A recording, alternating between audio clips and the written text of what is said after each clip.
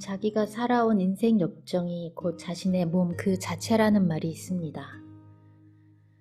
오늘 읽어드릴 책은 영혼을 위한 7단계 치유의 힘입니다.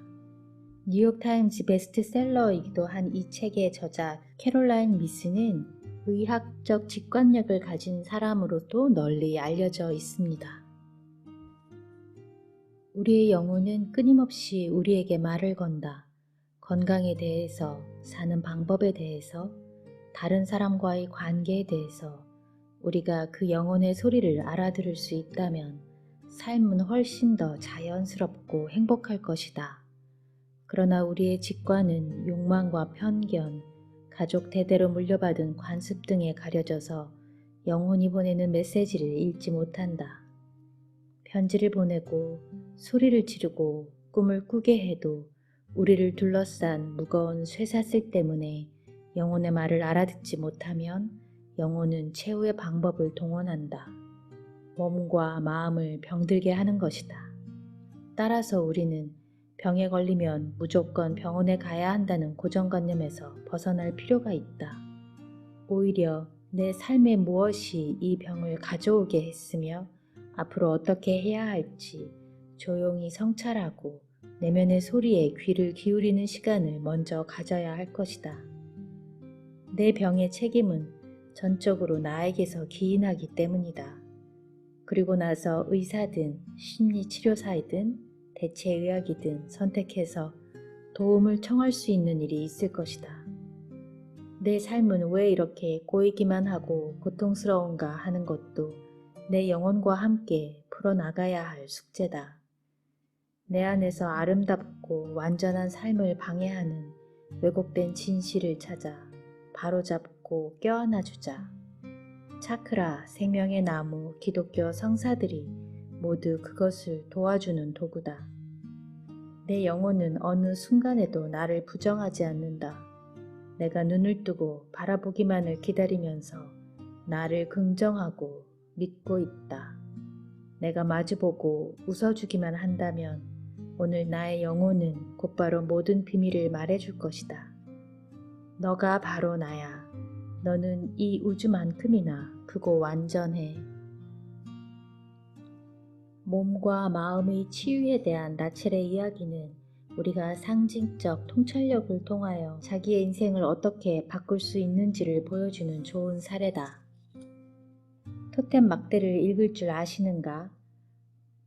아니요, 이걸 읽으실 줄은 몰랐어요. 읽을 줄 알고 말고.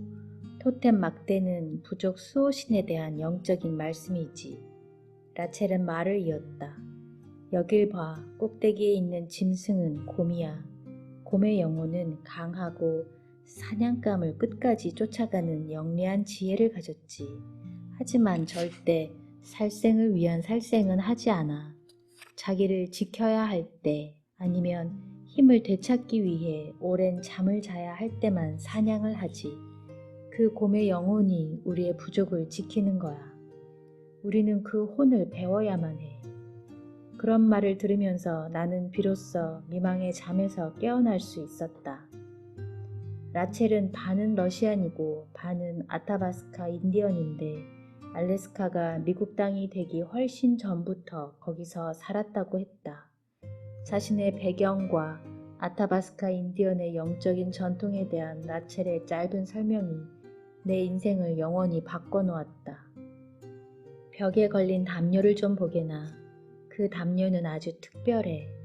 아타바스카 문화에서는 담요 만드는 사람이나 노래 만드는 사람 아니면 무슨 직업을 가진 사람이든 일을 하는 게 대단한 영광이야. 누가 노래를 부르려면 그 노래를 만든 사람에게 허락을 받아야 해.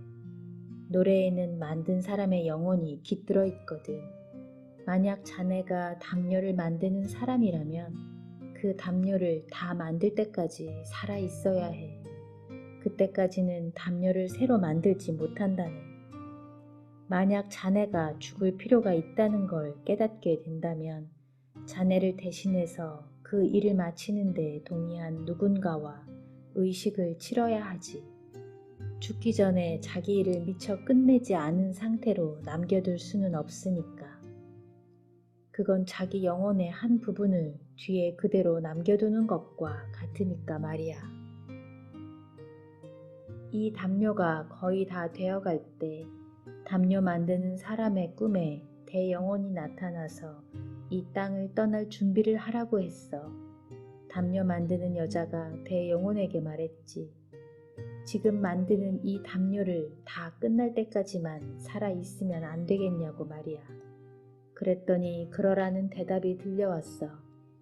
시간은 넉넉하게 주어진 편이었지. 그녀는 담요를 완전히 끝내고 그 이틀 뒤에 세상을 떠났어.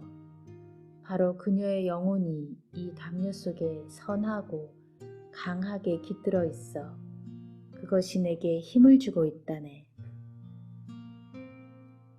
삶은 단순하다고 라첼이 말했다. 우리는 서로 잘 보살피고 땅도 잘 돌보라고 생명을 받아 태어나는 거야. 그런 다음에는 우리의 시간이 끝나고 있다는 말을 듣게 되지. 그러면 끝나지 않은 일을 뒤에 남기고 떠날 준비를 해야 해.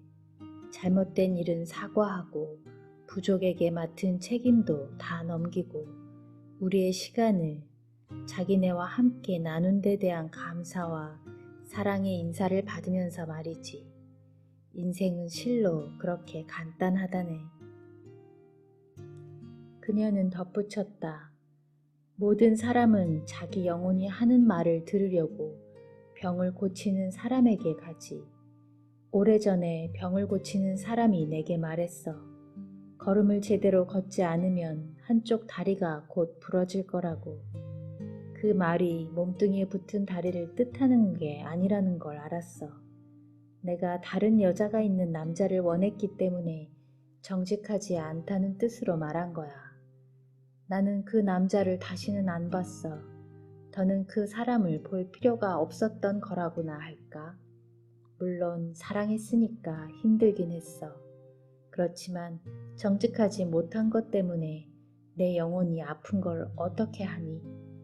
한동안 여길 떠났다가 다시 돌아왔는데 그땐 똑바로 걸을 수 있었지. 나는 그전까지 우리가 행하고 만나는 모든 사건과 사람 속에 우리 영혼을 그려넣는다고 생각해 본 적이 없다. 내 삶의 선택이 내 영혼을 표현하고 내 건강에 영향을 미친다고는 더더욱 생각해 본 적이 없었다. 지금의 나는 힘이야말로 건강의 기초라고 믿는다. 나의 객관성, 즉 삶에 대한 상징적 통찰력을 통해서 나는 사람들과 힘의 연관성을 평가하고 힘이 몸과 영혼에 어떻게 영향을 미치는지 알게 된다. 요즘 들어 나는 사람들에게 스스로 부정적인 에너지 속에 영혼을 집어넣었기 때문에 건강을 회복하려면 한동안 영혼을 그러한 환경에서 벗어나게 하여 다시금 똑바로 걷는 방법을 배울 필요가 있다고 역설한다. 그것이 바로 라첼이 하던 방식 그대로다. 우리가 그런 단순한 가르침을 따를 수 있는 것은 우리의 영혼에 삶의 매 순간 내린 온갖 선택이 포함되어 있기 때문이다. 삶은 그토록 단순한 것이다. 우리 몸은 팔을 쭉 뻗은 상태에서 그릴 수 있는 원의 반지름만큼 뻗어나간 에너지장에 둘러싸여 있다. 그것은 정보의 중심이자 고도로 민감한 지각 시스템이다. 다른 사람의 몸에서 오가는 메시지를 받고 전달하는 일종의 의식 전류인 이 시스템을 통해 우리는 주변에 있는 삼라만상과 끊임없이 대화한다. 직관이 지각하는 것은 바로 에너지장에서 오는 에너지장에 담긴 이 메시지들이다. 에너지의학을 연구하는 사람들은 인간의 에너지장이 개인의 에너지를 포함하고 반사한다고 믿는다. 그것은 우리를 둘러싸고 있으면서 긍정적이든 부정적이든 우리 외부와 내부의 온갖 경험이 만들어낸 일련의 감정 에너지를 운반한다. 이러한 감정의 힘은 우리 몸 안에 있는 신체 조직에 영향을 준다. 이렇게 하여 그 사람의 이력, 즉 삶을 구성하는 경험이 바로 생물학적 몸이 되는 것이다.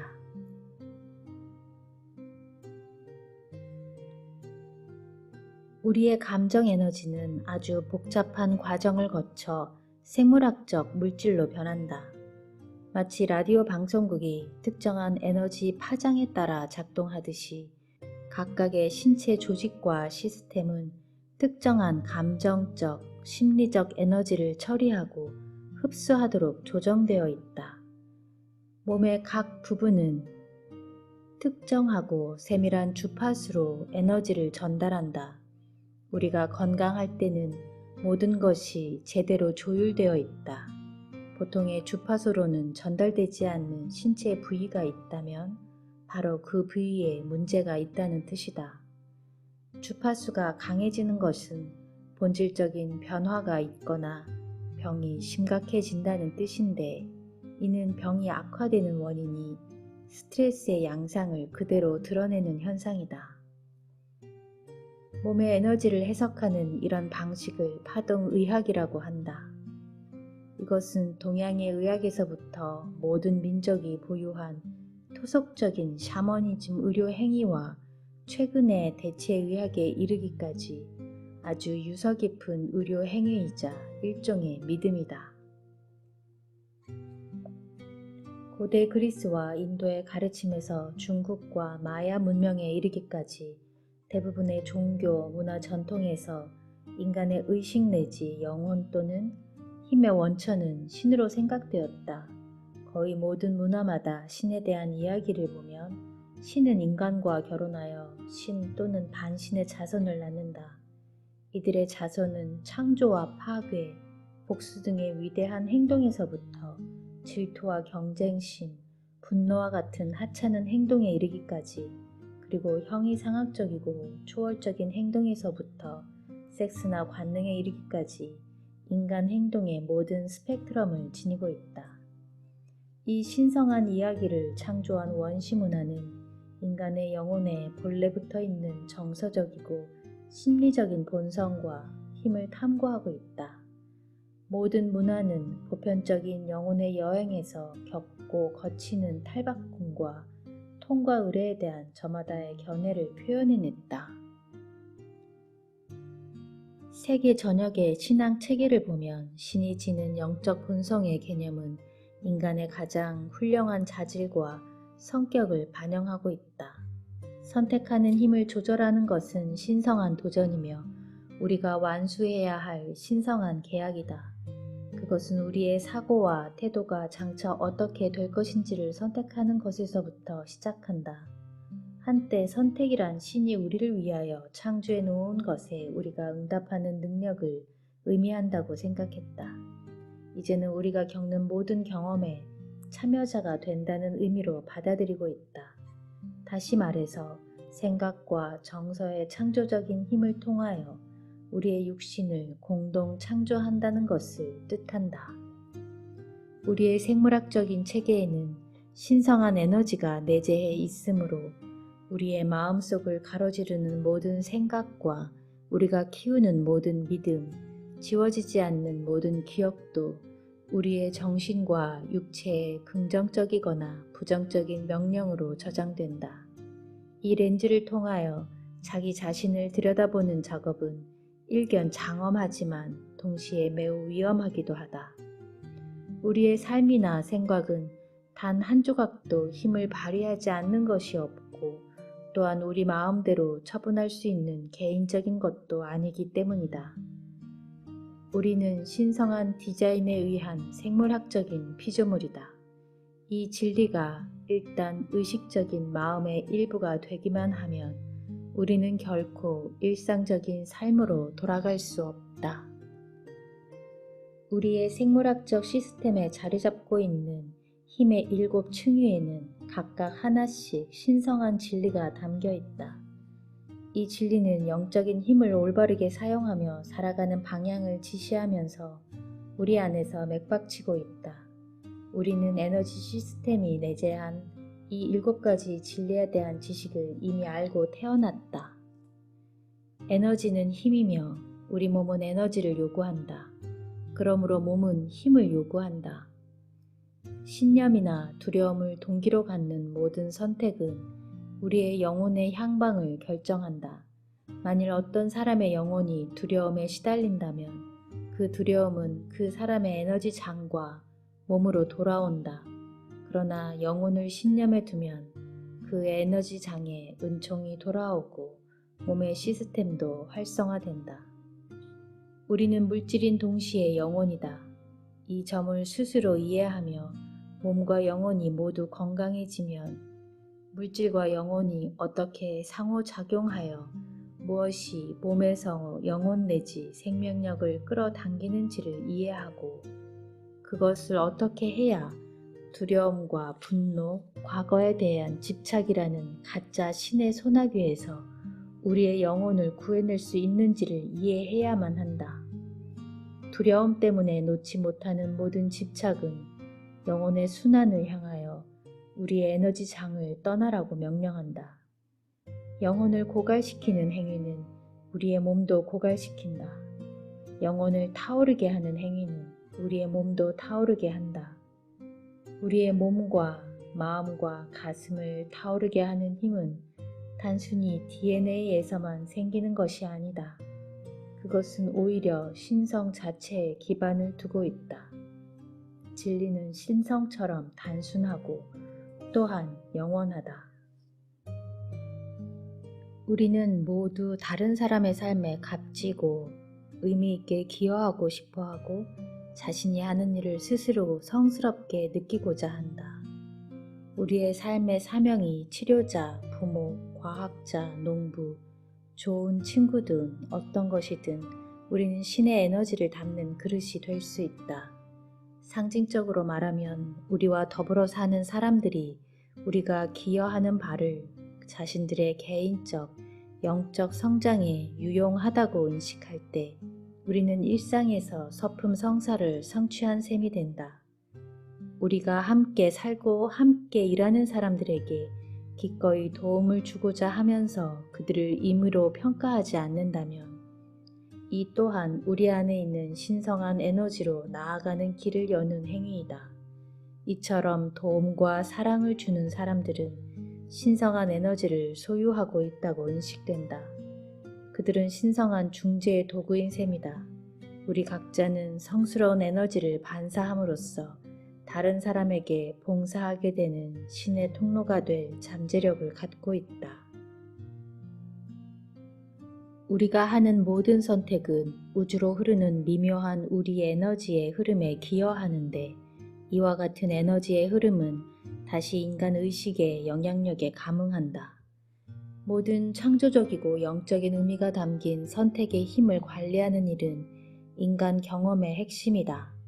모든 영적인 가르침은 선택하는 힘이야말로 영혼을 물질로, 말을 육신으로 전환하는 역동적 체계임을 깨닫도록 하는 영감을 우리에게 주고 있다. 선택은 창조 그 자체의 과정이다. 우리의 선택이 영혼을 사건으로 물질화한다는 사실은 주요한 영적 전통에서 말하는 핵심적인 교훈이 모두 같은 이유와도 같다. 그러므로 현명하게 선택하라. 당신이 하는 모든 선택이 곧 영적인 힘의 창조 행위이며 그러한 창조 행위의 책임은 전적으로 당신 자신에게 있기 때문이다. 더 나아가 믿음에서 나오는 모든 선택은 그 뒤에 있는 천국의 충만한 힘을 가진다. 그리하여 겨자씨만한 믿음만으로도 산을 움직일 수 있는 것이다. 우리는 육체적인 동시에 에너지로 이루어진 존재다. 하지만 물리적인 세계는 통제될 수 없으므로 우리에게 주어진 임무는 외부 세계에 대한 우리 내면의 반응, 즉 우리의 생각과 감정을 통제하는 것이다. 그럼에도 우리는 모두 삶을 통제하려 들기 때문에 결코 끝이 보이지 않는 절망의 굴레에서 분투하고 있다. 우리 삶의 모든 것을 질서 속에 정착시키고 변화의 움직임을 영원히 정지시켜서 모든 사람과 모든 사건에 대한 최종적인 통제력을 정립시켜줄 실로 엄청난 단 한 가지 선택을 우리는 끊임없이 추구한다. 직업은 제대로 선택했는가? 배우자는 제대로 만났는가? 사는 곳은 제대로 선택했는가?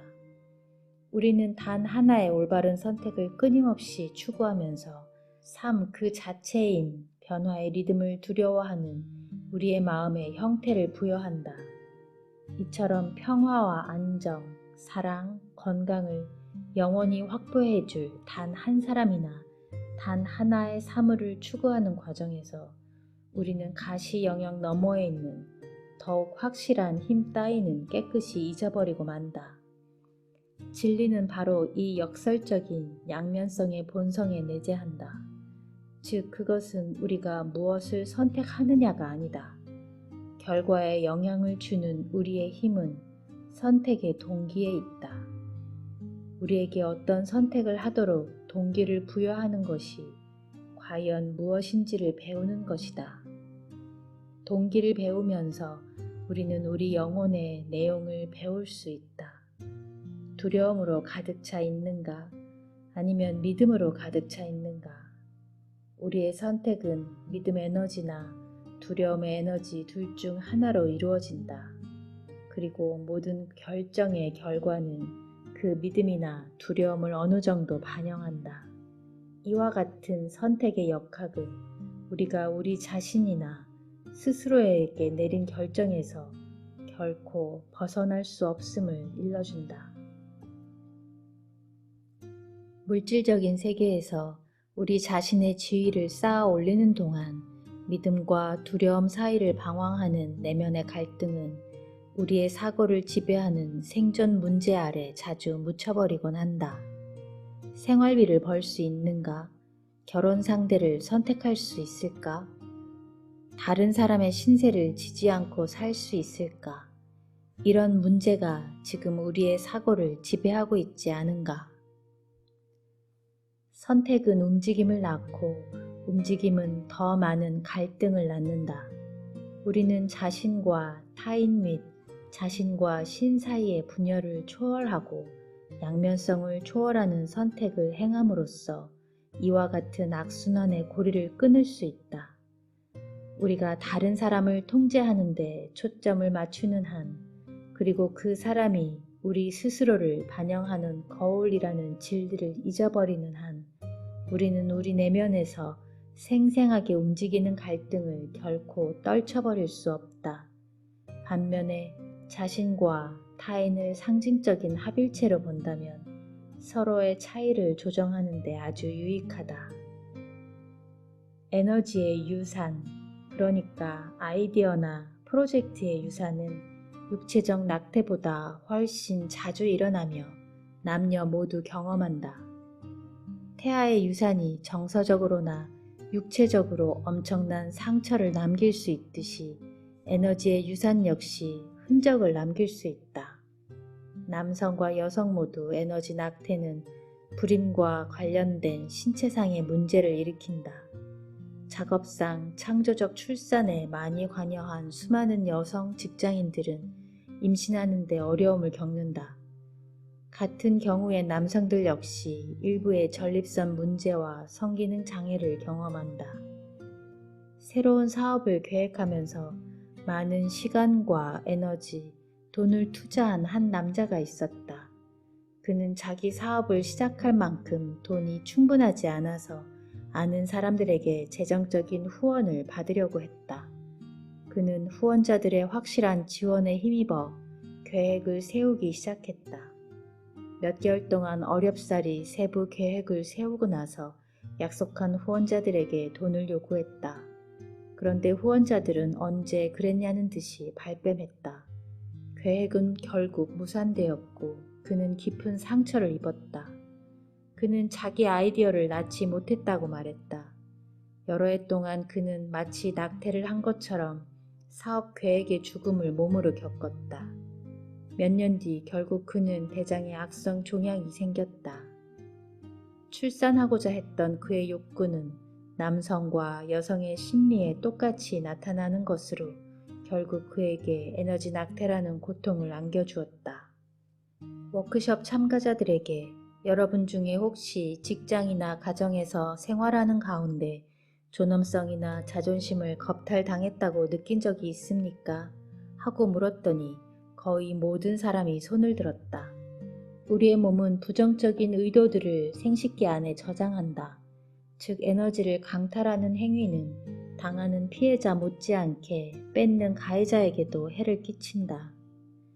다른 인간을 침해하는 행위는 에너지 체계의 독이 되므로 가해자의 생물학적 체계를 오염시킨다. 에너지 침해는 비록 법적으로는 범죄 행위가 아닐지라도 육체적 정의를 초월하는 내면의 정의에서는 까르마의 특질을 가지고 있다. 영적인 가르침은 사람들에게 용서를 강조하고 원만하게 삶을 꾸려나가라고 권한다. 영적인 신의 질서는 삶의 균형을 지속적으로 복구해주는 힘이며 공명정대한 결과를 이끌어내는 힘이다. 우리가 지켜보든 지켜보지 않든 정의는 적절하게 실현된다. 그것이 바로 우리가 소화하기 힘들어하는 영혼의 사실이다. 에너지와 마찬가지로 돈 역시 그 돈을 가진 개인의 의도에 따라 그 향방이 결정되는 중성적인 물질이다. 그러나 인간의 영혼 속에 생명력을 대체하는 요소로 자신을 각인시킬 수 있다는 점은 분명히 돈에 담긴 좀 더 환상적인 측면이라고 말할 수 있다.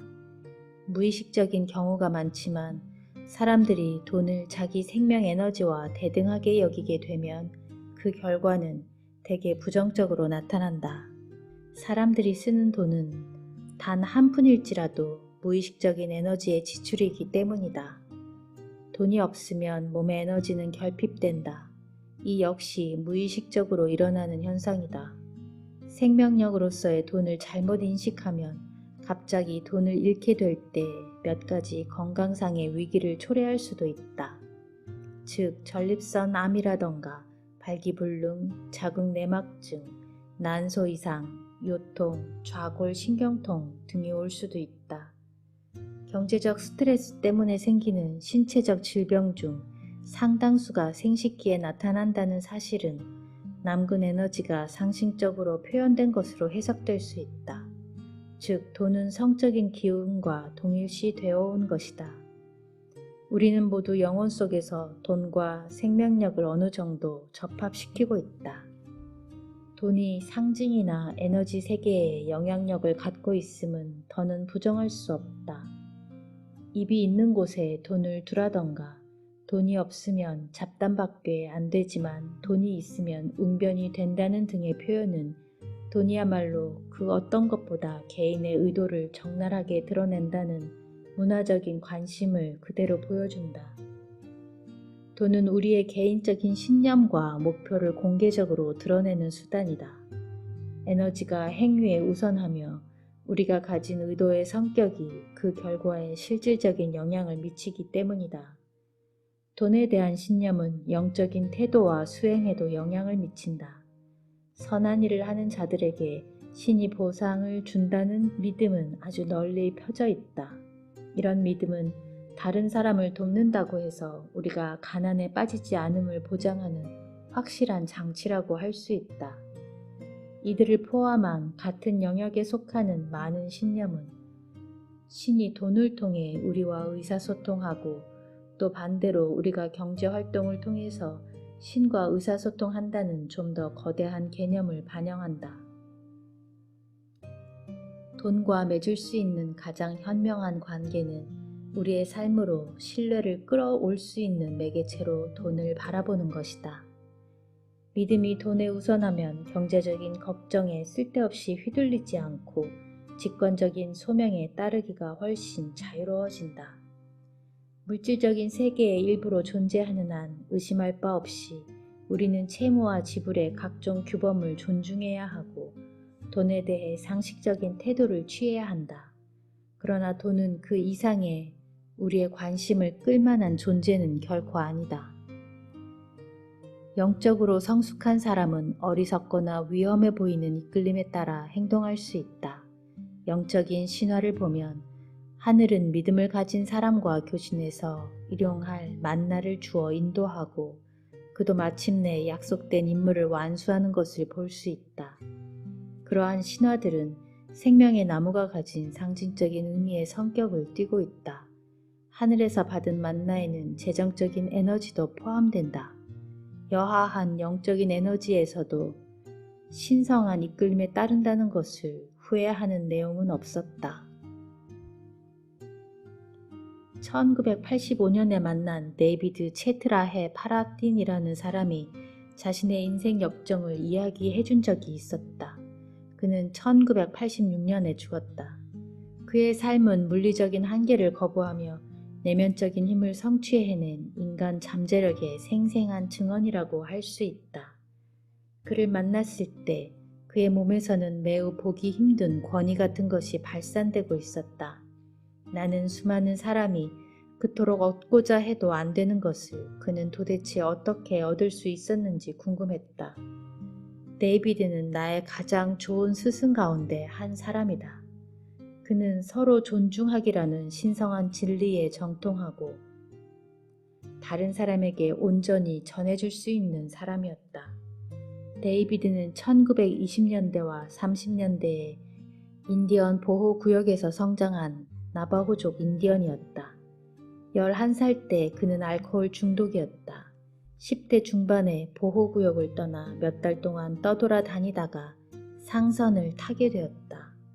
그때도 15살에 불과했고 가족과 떨어져서 16살을 맞았다.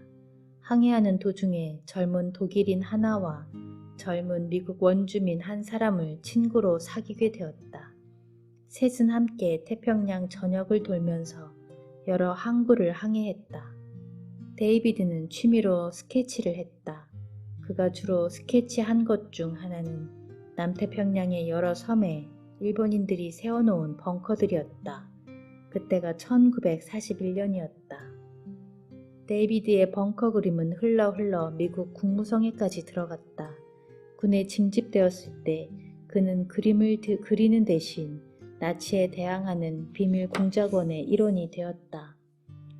그는 스파이밍을 위해 나바오 인디언과 다른 미국 원주민들의 리스트를 만들었다. 그 요원들은 적진에 배치되어 유럽의 작전 본부로 정보를 보내는 공작을 폈다. 모든 라디오 송신은 적군에게 노출되었기 때문에 이들의 메시지는 결국 해독이 불가능한 미국 원주민 언어로 전달되었다. 데이비드는 적진으로 들어갔다가 나치 군사들에게 붙잡혀 포로가 되었다.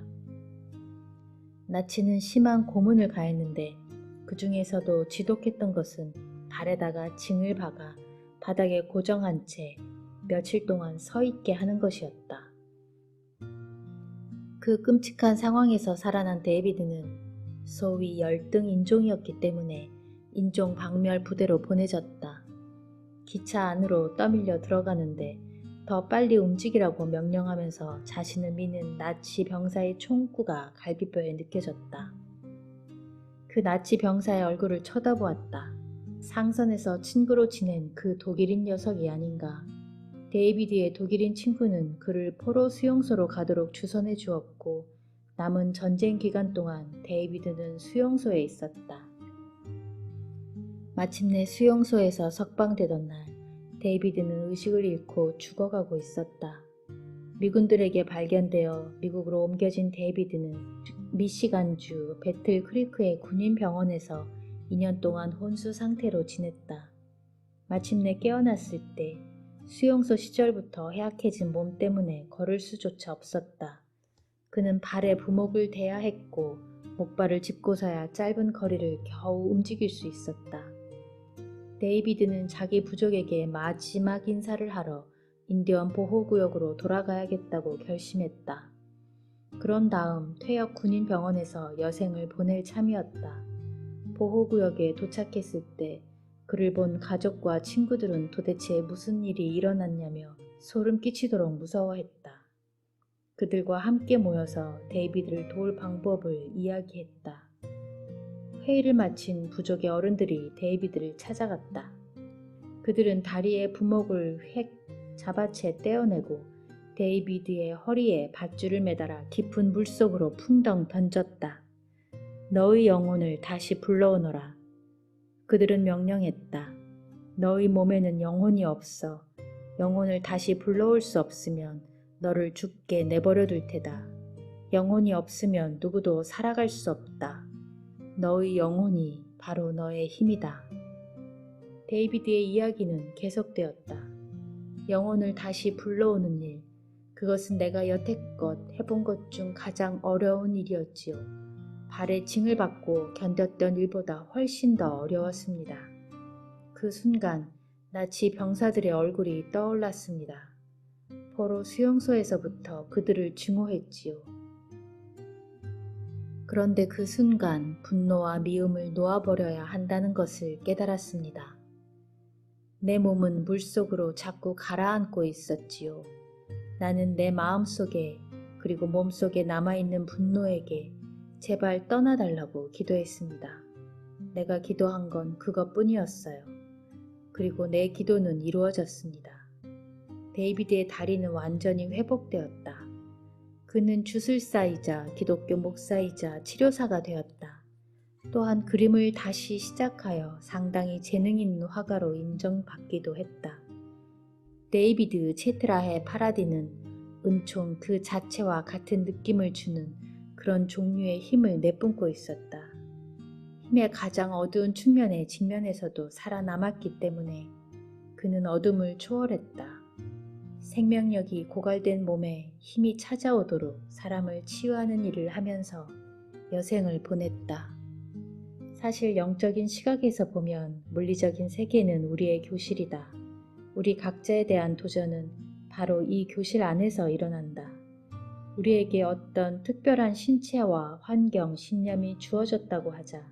그렇다면 과연 여러분은 우리의 영혼을 고양시키는 쪽을 선택할 것인가? 아니면 우리의 힘을 주위의 물리적인 환영 속으로 새어나가게 할 것인가? 예를 들어 휠체어에 앉아있는 사람이 할 수 있는 도전을 생각해보라. 물리적인 세계가 환영이라고 해서 휠체어가 존재하지 않는다거나 육체적인 문제가 사실이 아니라는 것은 아니다. 물리적인 세계에서는 그 어떤 것도 인간의 영혼이 지닌 힘을 억누르거나 제한할 수는 없다는 뜻이다. 그녀는 앞으로 다시는 다리를 쓸 수 없겠지만 휠체어에 앉아있는 존재인 자기 영혼을 장애인으로 낙인 찍을 것인지 아닌지는 분명히 그녀가 결정할 문제다. 휠체어에 의지해서도 최상의 삶을 살기로 선택한다면 그녀는 얼마든지 건강한 심리적 결정을 내릴 수 있다. 어느 날 아침 여느 때처럼 일찍 일어나 그날 강의할 노트를 만들려고 커피 한 잔을 들고 테라스로 나갔다. 혼자 앉아있는 루스가 눈에 들어왔는데 낡은 녹음기로 클래식 음악을 듣고 있었다.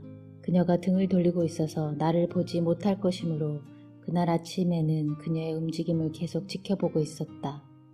그녀가 그 끔찍한 불구의 몸에 어떻게 대처하는지 궁금했다. 몸을 움직일 수 없어서인지 그녀도 살이 많이 찐 상태였다. 그런데 갑자기 그녀가 내게로 얼굴을 돌리더니 미소 지으며 대뜸 이렇게 말하는 것이었다. 아마도 내가 이 몸을 하고 어떻게 살아가나 궁금하신 게지, 그렇지요? 완전히 한 방 맞은 듯 어안이 벙벙해져 놀라움을 감출 수 없었다. 맞아요. 지금 바로 그 생각을 하고 있었어요. 그렇군요. 이리로 와보세요. 보여드리지요. 의자를 앞으로 당겨 앉자 이 75의 할머니가 내게 말했다. 뉴에이지 음악을 좋아해요? 내가 고개를 끄덕이자 그녀는 말했다. 잘 됐네요. 이야기하는 동안 이 음악을 듣겠어요. 기타의 연주가 배경음악으로 깔리는 가운데 이 놀라운 유대인 할머니는 자기 인생 이야기를 시작했다. 38에 혼자가 됐지요. 돌봐야 할 딸이 둘이나 있었는데 먹고 살 길이 막막했어. 그러다 보니 상상을 초월할 정도로 속임수의 달인이 되었지. 아무것도 훔치진 않았지만 거의 그 근처까지 갔다 온 셈이야. 큰딸이 22살 때 덜컥 불교 신자가 됐어. 뉴욕에서 전통적인 유대인 방식으로 길러온 딸이 불교 신자라니 참으로 기가 찰 노릇이었지. 그래서 만날 때마다 졸라댔어. 어떻게 네가 그럴 수 있니? 두 손 두 발 다 들었다. 그래 이제 어떻게 할 거니? 이런 대화를 아마 수백 번도 넘게 했을 거야. 그런데 어느 날 그 애가 나를 빤히 쳐다보더니 이렇게 물어보는 거야. 엄마, 내 옷이 더러워? 어디 깨끗하지 않은 데라도 있어? 내가 엄마 감정을 상하게 하는 거라도 있냐고. 그래서 이렇게 말했어. 너 마약했구나. 그렇지. 그 녀석들이 약을 먹인 게야. 그랬더니 그 애가 대답했지. 그래요, 나 마약했어요. 그 다음에 내가 그 애한테 뭐라고 그랬는지 알아? 나도 좀 줘봐. 그랬지. 그랬더니 딸이 내게 LSD를 조금 갖다 주는 거야. 그때 내 나이가 55이었는데 그 길로 환각제에 빠져들었지. 나는 너무 놀란 나머지 의자에서 거의 굴러떨어질 지경이었다.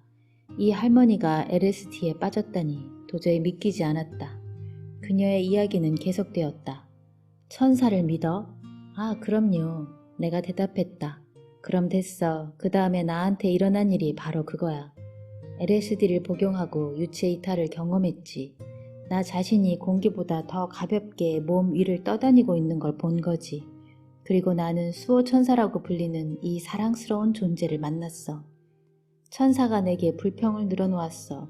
루시, 나는 당신의 수호천사 노릇하기가 얼마나 힘든지 알아요? 그런 건 생각해 본 적이 없다고 했지. 그랬더니 천사가 말했어. 당신이 나한테 어떻게 보이는지 보여드릴게요. 그리고는 나와 똑같이 닮은 또 다른 나를 가리켰어. 그 또 다른 나는 수천 겹의 고무 밴드로 완전히 묶여 있었어. 수호천사가 말했어. 저게 바로 내가 보는 당신의 모습이에요. 저 고무 밴드 하나하나가 다 당신을 조종하고 있는 두려움이에요. 당신은 너무나 많은 두려움에 쌓여 있어서 내가 하려는 이야기를 전혀 들을 수가 없어요. 당신이 두려움에 완전히 조종당하고 있다는 얘기를 아무리 해주려고 해도 당신한테 들리지 않으니 아무 소용이 없지요. 그런 다음 수호천사가 이렇게 말했어. 여기 가위가 있으니까 저 고무밴드를 다 잘라버리고 자유를 찾으세요. 그래서 바로 그렇게 했지. 하나하나를 일일이 다 잘라냈어. 그러자 몸속으로 믿을 수 없을 만큼 엄청나게 밀려들어오는 에너지가 느껴졌어. 수호천사가 말했지. 자, 기분이 훨씬 나아졌지요?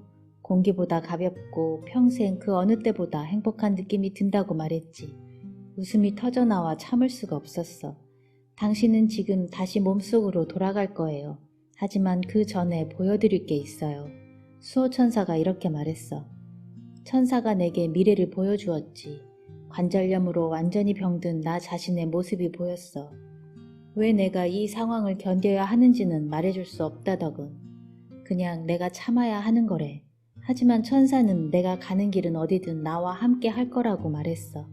그러고는 나를 몸속으로 다시 들어가게 했어. 내게 일어난 모든 일을 딸애한테 이야기해 주었지. 그리고 우리는 거의 2달을 계속 웃어댔어. 그 뒤로 딸과 아주 가까워졌지.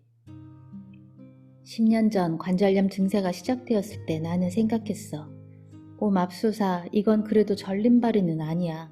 걸을 수 있을 때는 절름발이보다야 훨씬 나았지. 늘 돌봐주는 사람 없이 혼자서 다 챙겨야 하는 상황이 두려웠어. 딸들을 가까이 두고 싶었지. 그러면 딸들이 나를 도와줄 테니까 말이야.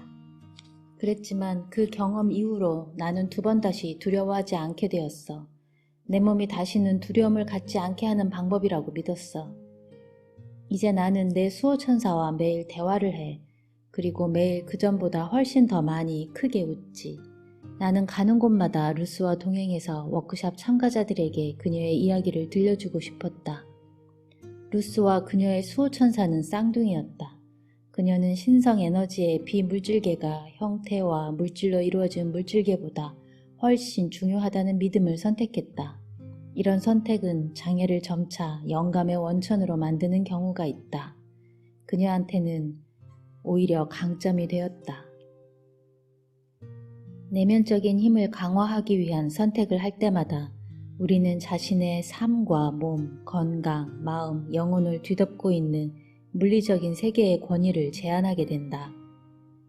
에너지의 관점에서 보면 우리의 영혼을 강화하는 모든 선택은 에너지장 역시 강화한다. 그리고 에너지장이 강해질수록 부정적인 사람과 부정적인 경험에 연결되는 일은 적어진다. 영혼이 강해질수록 우리의 삶에서 직선적인 시간의 권위는 더 작아진다. 직선적인 시간은 어느 정도 물리적인 세계의 환영이다.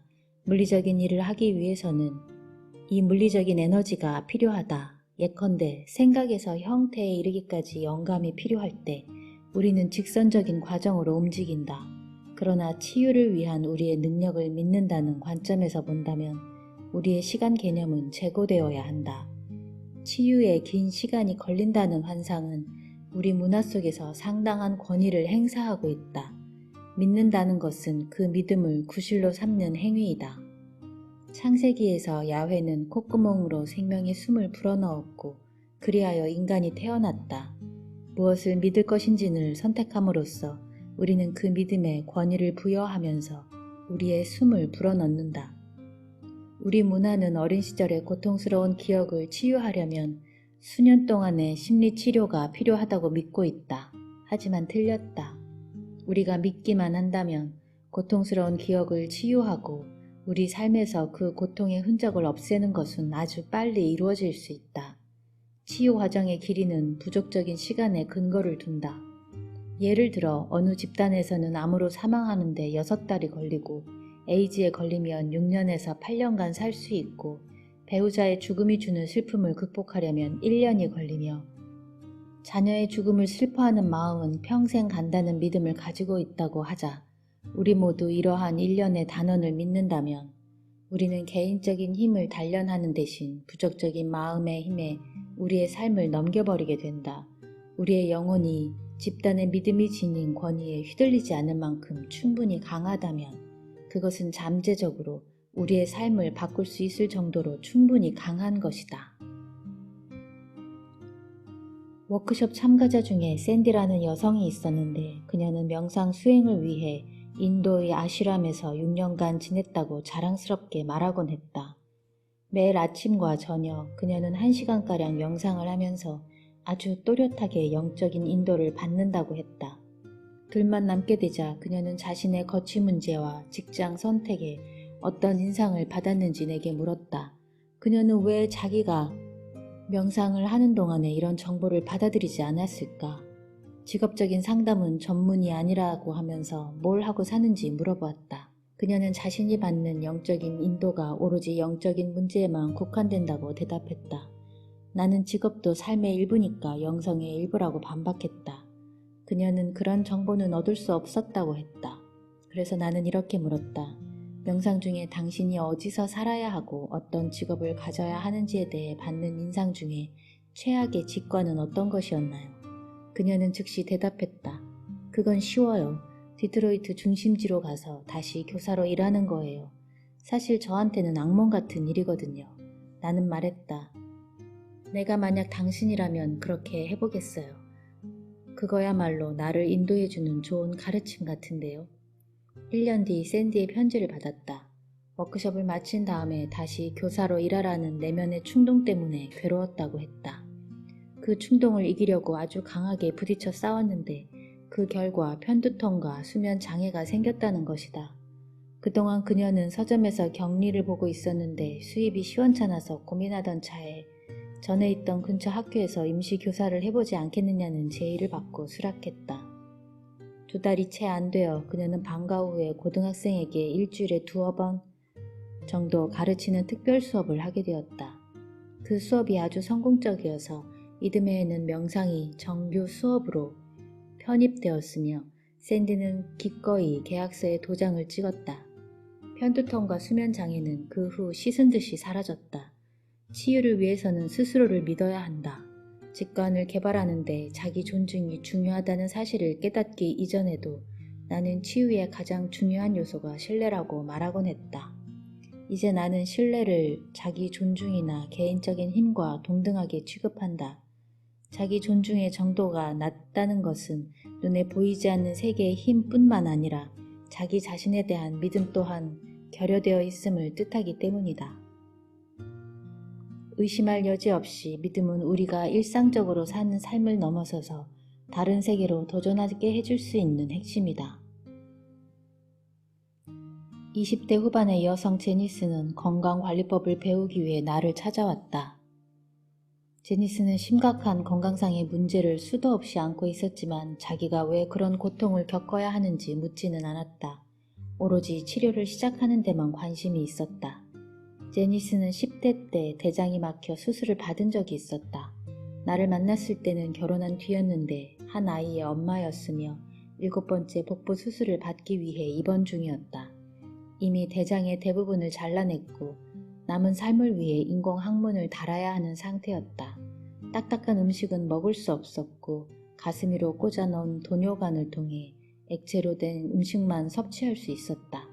이것 역시 평생토록 짊어져야 할 짐이었다. 잠자리에 들기 직전에 액체 음식에 고리를 채웠다. 자는 동안 몸속으로 똑똑 떨어지도록 하기 위해서였다. 이 액체 음식을 고단위 영양식이라고도 불렀는데 개발된 지 얼마 안 되어 보험 처리도 되지 않았다. 주말에 짧은 여행이라도 하려면 이것저것 챙겨야 할 의료 장비가 엄청나게 많았다. 이 모든 신체적인 문제에 더해 치료비 때문에 감당하기 힘든 빚까지 늘고 있었다. 제니스를 만나러 병원으로 가는 길에 나는 그녀가 자기 상황에 짓눌려서 앞날을 걱정하고 있을 거라고 생각했다. 하지만 그녀는 놀라운 만큼 밝고 긍정적인 에너지를 내뿜고 있었다. 그녀는 명상이나 시각화 같은 에너지 기법들을 배워서 건강에 도움이 되면 좋겠다고 했다. 대화 중에 그녀는 이렇게 말했다. 몸속에 관을 집어넣었을 때 제 몸에 미안하다는 생각이 들었어요. 남편에게는 경제적인 짐만 되고 제대로 된 아내 노릇도 못하는구나 생각했죠. 그런데 병원에서 복도를 왔다 갔다 하면서 다른 사람들이 처한 상태를 보게 되었어요. 그들에 비하면 제 상태가 별로 나쁘지 않다고 결론 내렸어요. 그래서 저 자신에게 말했지요. 잘 해나갈 수 있을 거라고요. 마지막 수술을 받은 후에 제니스는 간호학 과정을 마치러 학교로 돌아갔다. 고통스러워하고 있을 여유도 없어요. 저를 필요로 하고 있는 아들이 있으니까요. 그리고 부정적인 생각은 몸을 더 나쁘게 할 뿐이라는 걸 나도 잘 알아요. 무섭긴 해요. 이제 뭘 해야 하죠? 용기를 주는 시각적인 통찰력이 선생님의 육감에 떠오르지 않나요? 그녀의 이야기는 용감하게 대처하기를 선택함으로써 신체의 한계와 개인적인 도전을 초월하는 인간 영혼의 가능성을 잘 설명해준다. 거듭 강조하지만 제니스는 힘겨운 나날을 맞았지만 자기 연민이 자신이 신체적인 상황보다 더 해롭다는 것을 깨닫고 있었다. 그런 그녀의 태도와 매일의 영적인 수행이 몸과 마음을 조화롭게 지켜준 것이다. 그녀는 현재 영적인 생활을 최우선으로 해서 매일 아침 아들과 함께 자기들의 삶이 행복하고 완전하다는 영상을 그린다. 우리는 다른 누구와의 관계나 다른 어떤 사물과의 관계도 아닌 오로지 우리 자신과 관련되는 정서적인 본성을 발견함으로써 우리 자신을 알아가는 만만치 않은 임무를 시작해야 한다. 주요한 역할을 맡은 다른 누군가와 함께든 혼자든 마찬가지다. 다음과 같은 질문을 던져야 한다. 내가 좋아하는 것은? 내가 사랑하는 것은? 나를 행복하게 해주는 것은? 조화롭기 위해 내게 필요한 것은? 내 강점은? 나는 스스로 의지가 되는 사람인가? 내 약점은? 지금 하는 일을 나는 왜 하는가? 내 관심을 끄는 것은 어떤 것이며 다른 사람의 동의를 구하는 것은 어떤 것인가? 다른 사람에게 가까이 할 만큼 충분히 강한가? 그리고 나 자신의 정서적인 욕구를 여전히 존중하고 있는가? 이런 질문들은 부정적인 마음의 질문들과는 다르다. 부정적인 마음은 우리에게 다음과 같이 묻게 한다. 다른 사람들과의 관계에서 나는 무엇을 하는가? 다른 사람들에게 매력적으로 보이는 동시에 강할 수 있는가? 행복해지기 위해 나는 다른 사람에게 요구하는 것은 무엇인가? 누군가가 나를 사랑하게 하기 위해서 스스로 바뀌어야 하는 것은 무엇인가? 우리는 이러한 자기 탐구 형식의 질문을 쉽게 추구할 수 없다. 왜냐하면 그 대답들이 우리의 삶을 바꿔놓을 수 있음을 알기 때문이다. 1960년대 이전에 이런 유형의 자기 시험은 신비가나 예술가, 철학가, 그 밖에 창조적인 천재들만의 영역이었다. 자아와의 만남은 인간 의식의 변형을 활성화한다. 그래서 많은 예술가와 신비가가 내린 자기 시험의 결론에는 육체적이고 초월적인 에로티시즘과 무화경의 고양된 상태뿐 아니라 우울증이나 자기 포기, 환각, 환영, 자살기도, 극도의 정서적 혼란 등도 포함된다. 대부분의 사람에게는 그 대가가 너무 크고 위험하므로 영적인 깨달음이 재능 있는 소수만을 위한 것임은 이미 널리 알려져 있다. 그러나 1960년대의 혁명적인 에너지는 수백만 명의 사람이 그럼 나는을 노래하게 만들었다. 그 뒤 인간의 의식에 대한 움직임은 우리 문화가 원형적인 출입문을 통과하도록 몰고 갔다. 우리의 생각과 태도 또한 더 높은 안내를 받아들이는 데서 이익을 얻는다. 임사체험을 한 어느 여성은 자신의 모든 선택이 삶 전체에 에너지상의 영향을 주는 것을 보았다. 이승과 저승의 경계에 머무는 동안 그녀는 평생 자신이 내린 모든 선택을 다시 보게 되었으며 그 선택이 자기 자신과 다른 사람에게 미친 영향과 자신의 삶 전체를 지켜보게 되었다. 그녀는 자신을 이끌어주는 길잡이가 자기 마음속으로 뚫고 들어오려고 하는 것을 보았다. 옷을 선택하든 직업을 선택하든 하찮다고 해서 신성이 무너지는 선택은 아무것도 없었다. 원피스를 살 때 그녀는 그 구매 행위에서 나오는 즉각적인 에너지의 영향을 보았다. 그 옷의 제작과 유통에 관계된 사람들로 이어진 긴 사슬이 그것이었다. 이제 그녀는 자기가 내리는 모든 결정에 앞서 안내를 청한다. 행동뿐 아니라 사고와 믿음의 결과를 이해하는 것은 우리에게 새로운 차원의 정직함을 요구하기도 한다. 다른 사람에게든 자기 자신에게든 거짓말의 결과는 뚜렷하다. 완전한 치유